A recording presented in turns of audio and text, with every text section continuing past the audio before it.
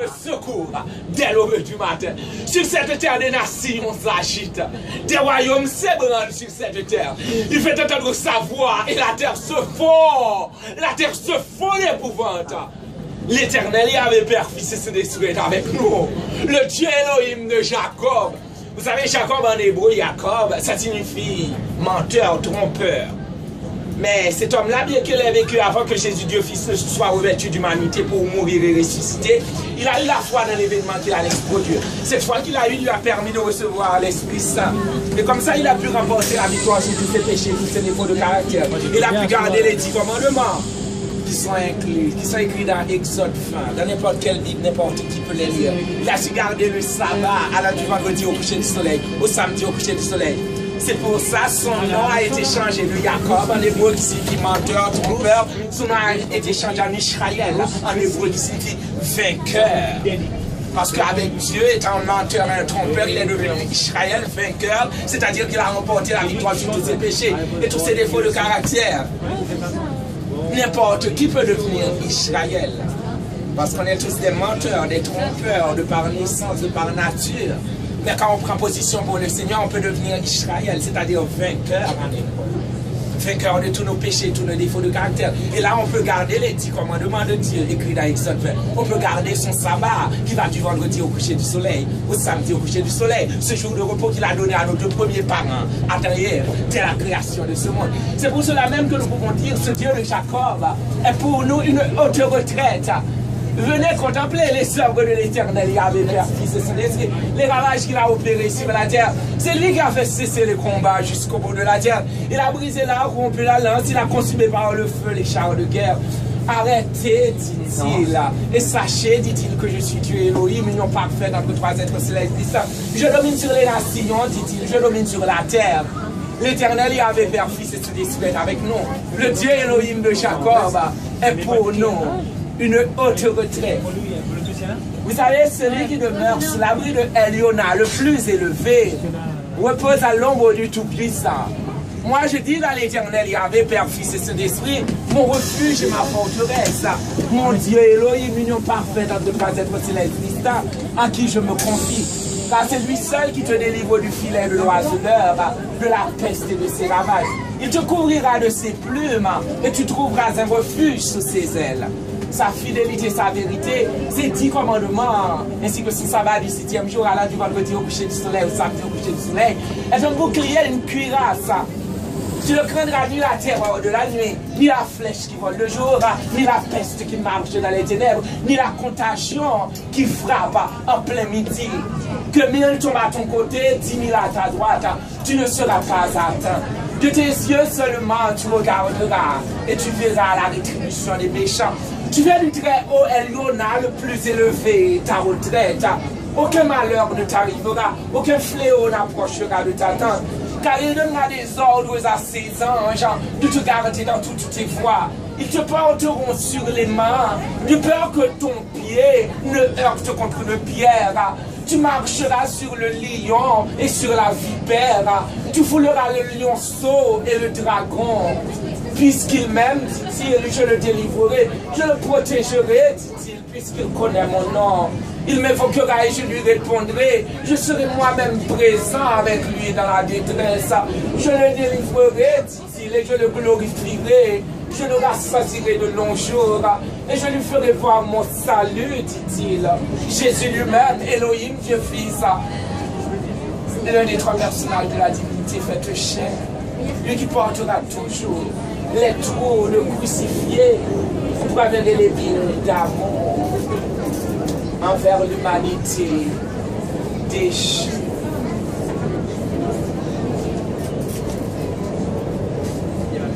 Vous savez, en dépit de tous les tremblements de terre qui vont avoir lieu, en dépit de toutes les catastrophes, en dépit de toutes les persécutions que nous subissons dans le monde, nous n'allons pas tous mourir.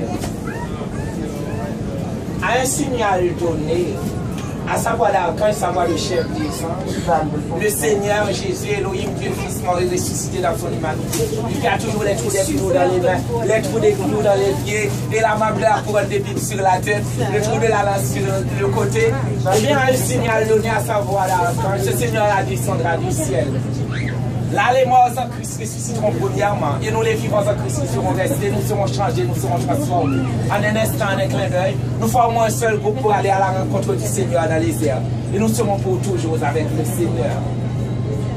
Mais les êtres humains méchants ne supporteront pas l'éclat de l'avènement du Seigneur. Ils diront aux montagnes et aux rochers tomber sur nous, et cachez-nous de la face de celui qui est assis sur le trône, et devant la colère de la nuit, car le grand jour de sa colère est venu. Et qui vous savez, il y a beaucoup de bruit qui circule. Par exemple, il y a un en Australie, je ne sais pas ce qu'il a fait, je ne sais pas comment il a fait, il a dit qu'il est Jésus. Eh bien, vous inquiétez pas, quand le frère Jésus reviendra, peu importe le lieu où tu te trouves sur cette terre, si tu as encore envie, tu seras obligé de le voir.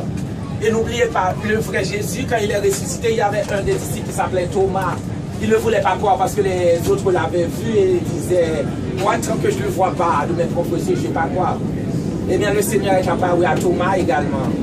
Et il lui a dit à Thomas, viens. Parce que Thomas a dit, tant que je n'aurai pas mis mes mains dans les trous des clous, je ne croirai pas. Eh bien, le Seigneur, il est apparu à Thomas, il lui a dit, eh bien, viens, mets ta main dans ma main et mets ta main sur mon côté. Il lui avait touché les trous. Parce que justement, si moi-même, si je viens vous voir, ou bien si un ange du ciel vient vous voir et vous dit qu'il est le Seigneur, eh bien, il faut lui dire où sont passés tes trous de crucifiés, vous comprenez? Parce qu'il y en a beaucoup, hein, ils disent les morts. Vous savez, il y a une doctrine satanique qui l'enseigne à la télé. Ils disent quand tu meurs, ton âme va dans un enfer, ou bien dans un purgatoire, ou bien dans un paradis. Ça, c'est une doctrine qu'on m'a mis dans la tête quand j'étais petit. Mais grâce à Dieu, j'ai lu la Bible et j'ai vu que c'était faux.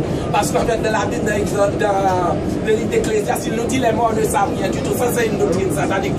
Vous savez, il y a le tiers des anges avant notre monde, justement. Il y a eu le péché qui a commencé dans le ciel. Et le tiers des anges, avec Satan, le diable à leur tête, est tombé. Ils sont tombés et ils se sont introduits sur cette terre. C'est eux qui ont fait tomber nos premiers parents dans le péché, Adam et Ève. Donc, en hébreu, en fait, le mot qu'on a traduit par esprit, roua, en hébreu, en fait, ça signifie aussi vent. Vous voyez, c'est comme le vent, c'est comme l'air.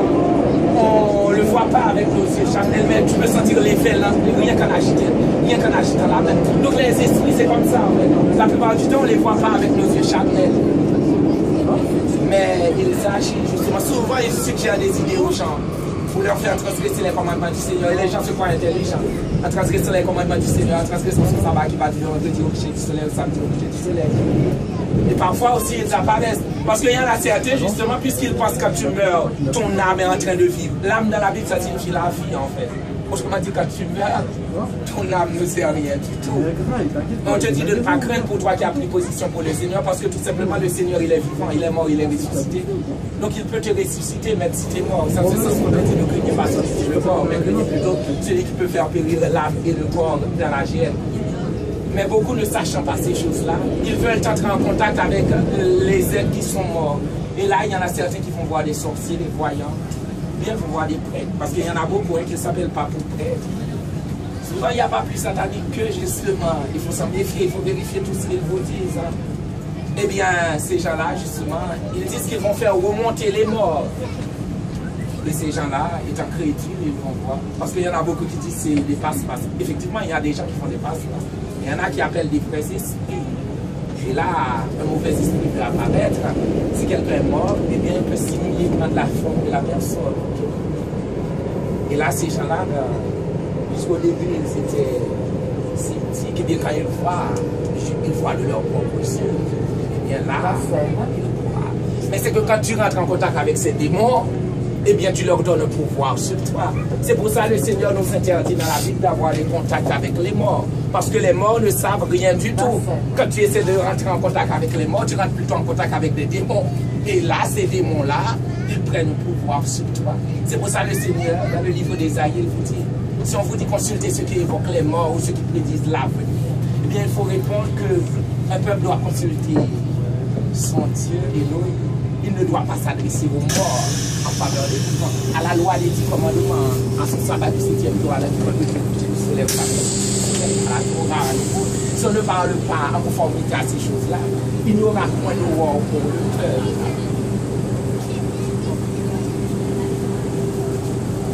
On dit qu'un homme averti en vaut deux. Donc, il vaut mieux que chacun soit. Parce que peut-être que pour vous, vous n'avez pas encore été confronté à ces choses-là. Mais le Seigneur, il est bon, il est vivant. Il permet que la bonne nouvelle se répande afin que chacun soit averti. Donc c'est à vous de décider.